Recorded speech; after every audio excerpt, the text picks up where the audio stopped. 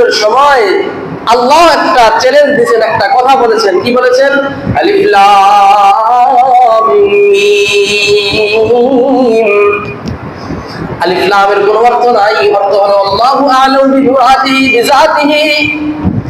এই যে আলিফ লাম মিম হা মিম আইন সিন কাফ ইয়াসিন, কোরআন শরীফে দুই শব্দ বলা কিছু কিছু সূরা আছে কি নাই?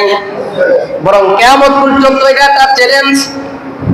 ওই যে খেলা আছে বলছিলাম, কাফেররা বলছিল মুহাম্মদে কি নতুন নতুন আয়াত তেলাওয়াত করে শের আবিষ্কার করে, বলে আমরাও তো শের আবিষ্কার করতে পারি। পরে বলছিল ছোট্ট একটা সূরা দিয়েছে, সূরার নাম কি? সূরার নাম সূরা কাউসার। বলছে রবি তিনি বলছিলেন মুহাম্মদ, যেহেতু তুমি কবি, তুমি একটা আয়াত বলো, তুমি একটা কবির বাক্য বলো, তারপর একটা আমি বানায়া দেই। বলছিলেন ইন্না আ'তাইনাকাল কাউসার। আল্লাহ রাসূল এই আয়াতুল কারিমা তেলাওয়াত করার সাথে সাথে রবি আর মুখ দিয়া বাইর হয়ে গেছে, লাইসা হাযা মিনু কালামিল বাশার।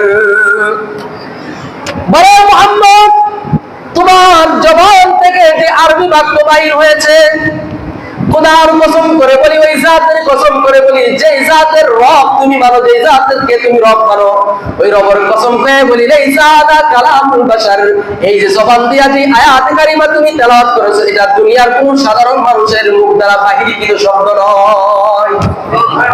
বলে তখন তোকে নিয়ে কিয়ামত পর্যন্ত যত কাফের আসবে, যত পণ্ডিত আসবে, যত আরবি সাহিত্যজ্ঞ আসবে, যত ইহুদিরা আসবে, যত মুশরিকরা আসবে, আল্লাহ তাদেরকে কিয়ামত পর্যন্ত সময় দিলেন, কিয়ামত পর্যন্ত চ্যালেঞ্জ ছুড়ে দিলেন, আলিফ লাম মিম। যদি পারো, যদি বাপের বেটা হয়ে থাকো, যদি সাহিত্যের সর্ব